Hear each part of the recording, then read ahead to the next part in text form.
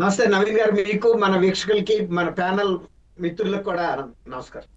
Sir ఏం చెప్తారు? పిన్నెల్లి సోదరుల మీద గతంలో కూడా ఎన్నో రకాల ఆరోపణలు వచ్చాయి. ఒకసారి అరెస్ట్ అయ్యారు, జైలుకి వెళ్ళారు, మళ్ళీ వచ్చారు, బయటికి బెయిల్ మీద ఉన్నారు.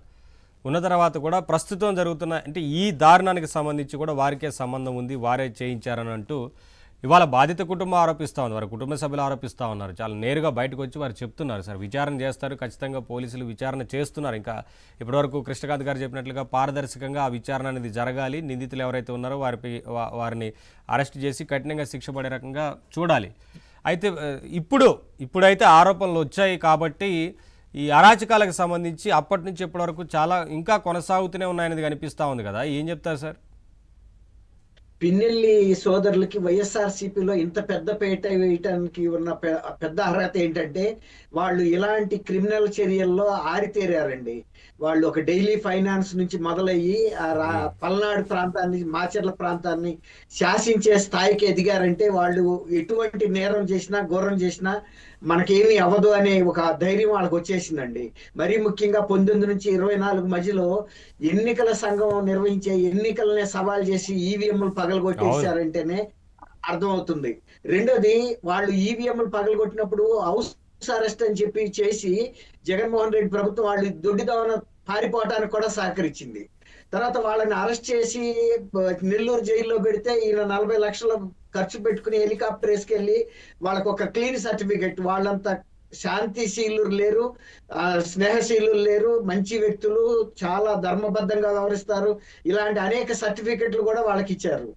ఇప్పుడు ఈ ఫ్యామిలీ చెన్నారెడ్డి కుటుంబం, ఈ రామకృష్ణారెడ్డి కుటుంబం ఎంత ప్రమాదకరమైందని తెలిసి కూడా మా చెన్నారెడ్డి హత్యలో పలానా రామకృష్ణారెడ్డి సోదరుడే ఉన్నాడని వాళ్ళు మామ తల్లి కూడా తల నెత్తినేరు నోరు కొట్టుకుని చెబుతున్నారంటే వాళ్ళు ఎంత ధైర్యం అండి. వాళ్ళ ప్రాణాలకు కూడా రక్షణ లేదు, అయినా ఇక వాళ్ళ యథార్థాన్ని బయటికి చెప్పక తప్పని పరిస్థితి. ఎందుకంటే వాళ్ళు చెబుతున్నారు కదా, పార్టీని నమ్ముకున్నందుకు మాకు జరిగిన శాస్తి ఇది, మాకు జరిగిన పరాభవం ఇది అని. వాళ్ళు ఎంత అన్యాయం చేశారు కుటుంబంలో అని.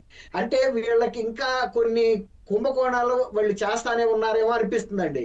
ఎందుకంటే మొన్న ఆలూరులో కూడా ఆయన ఎమ్మెల్యే అక్కడ ఇసుక కుంభకోణానికి అడ్డం వస్తున్నాడనే తెలుగుదేశం కార్యకర్తలు ఇళ్ల మీదకే దాడికి వెళ్ళాడు.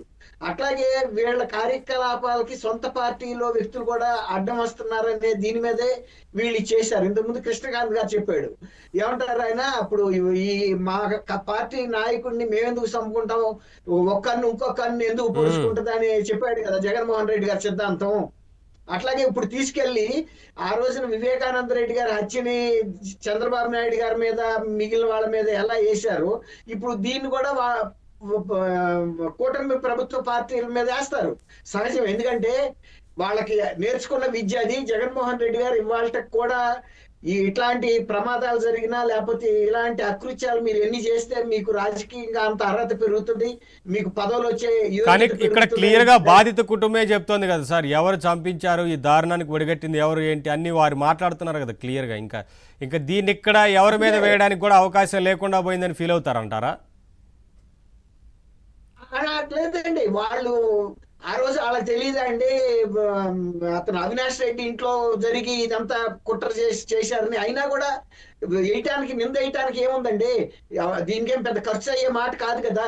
చేతిలో మీడియా ఉంది, సోషల్ మీడియా ఉంది, కొన్ని కోట్లు ఖర్చు పెడుతున్నారు, ఆ మీడియా ద్వారా ప్రచారం చేస్తారు. కానీ ప్రజలు నమ్ముతారా లేదా అనేది వేరే మాట. అలా ప్రచారం చేసినా కూడా 2024లో జరిగిన ఎన్నికల్లో ప్రజలు అనేది ఇప్పుడు ఇక్కడ పర్టికులర్ ఈ కేసులో బాధిత కుటుంబమే క్లియర్ గా చెప్తున్నారు కాబట్టి ఏం జరిగింది అనేది. ఇక వేరే వాళ్ళ మీద ఎలా వేస్తారు, వేయడానికి అవకాశమే లేదు కదా, ఏం చెప్తారు? ఏంటంటే ఇప్పుడు ఒక విశ్వసనీయత ఉన్న నాయకులు, నైతిక విలువలుండి ప్రజల ముందు మనం వాస్తవాలు మాట్లాడాలి, మన చిరకాలం రాజకీయాల్లో ఉండాలి, వాస్తవాలని వాస్తవాలుగా చెప్పే సిద్ధాంతం వీళ్ళకి లేదు కదండి. ఇప్పుడు మొన్న దానయ్య కేసులో పాపం బాధితుడు ఒకడు, ఎవరైతే ఆ దారుణానికి పాల్పడ్డారో ఆ కేసును మాఫీ చేయడానికి ప్రయత్నించిన శ్రీగిరి అప్పలరాజు పెద్ద త్యాగశీలి అయ్యాడు. ఈయన వెళ్ళి పలకరించడానికి ప్రయత్నించడం, వెళ్తూ కూడా ఒక మహిళా కానిస్టేబుల్ మీద, ఎస్ఐ గారి మీదే దాడి చేశారు. ఎంత దారుణమైన దాడి అండి అది.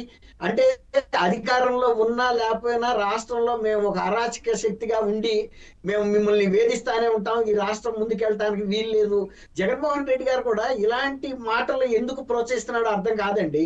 అర్థం కాబట్టి ఏం లేదు. ఇక ప్రజలతో మనం మంచిగా వెళ్ళి ఎన్నికల్లో మంచి వాగ్దానాలు చేసి సేవ చేసి రాలేం కాబట్టి రెండో మార్గం ఏంటంటే ఇలాంటి సమాజంలో ఒక భయోత్పాతం సృష్టిస్తూ మన ఉనికిని పెంచుకోవాలి.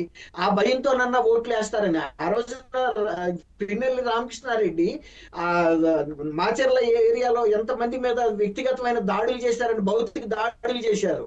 అట్లాగే ఇప్పుడు అది కొనసాగింపుగానే జరుగుతుంది. వాళ్ళ సొంత పార్టీ వాళ్ళే బలయ్యారు. ఇవాళ మీనన్నట్టు పారదర్శకంగా కనుక దీన్ని ఎంక్వైరీ చేసి, ఇంకోటండి వీళ్ళు ఇటువంటి యొక్క వ్యక్తుల్ని భవిష్యత్తులో మొన్న బూరగడ్డ అనిల్కి ఎలాంటి శాస్తి జరిగిందో, అతను వెళ్ళి జగన్మోహన్ రెడ్డి ముందు బోరున విలపించాడు, నేను నిన్ను నమ్మి ఇన్ని కేసులు పెట్టించుకున్నందుకు, ఇన్నాళ్ళు జైల్లో ఉన్నందుకు నాకు తగిన శాస్తి జరిగిందని రామకృష్ణారెడ్డి సోదరులకు కూడా అటువంటి ట్రీట్మెంట్ ఇవ్వాలండి. ఎందుకంటే మీరు అధికారంలో ఉన్నా లేకపోయినా మీరు ఈ ప్రాంతం మీద అరాచకం చేసే ఇది లేదు అని పోలీసు వ్యవస్థ గట్టిగా నిలబడాలి. ప్రజలు కూడా పోలీసుల మీద కూడా తగిన ఒత్తిడి తీసుకురావాలండి. ఎందుకంటే ఇటువంటి అరాచక శక్తులతో సొంత పార్టీ వాళ్ళకి జరుగుతుంది. గతంలో ఇతర పార్టీల వాళ్ళకి అమాయకులు కూడా వాళ్ళ కుటుంబం రాజకీయానికి బలయ్యారు. ఇంకా ఎంతకాలం జరుగుతుందండి ఈ దాష్టికం? సరే, ఏదైనా సార్ దుర్గా కుమార్ గారు, ప్రస్తుతం అయితే దర్యాప్తు కొనసాగుతోంది. ఏదైనా సరే క్లియర్గా చెప్పారు పోలీసు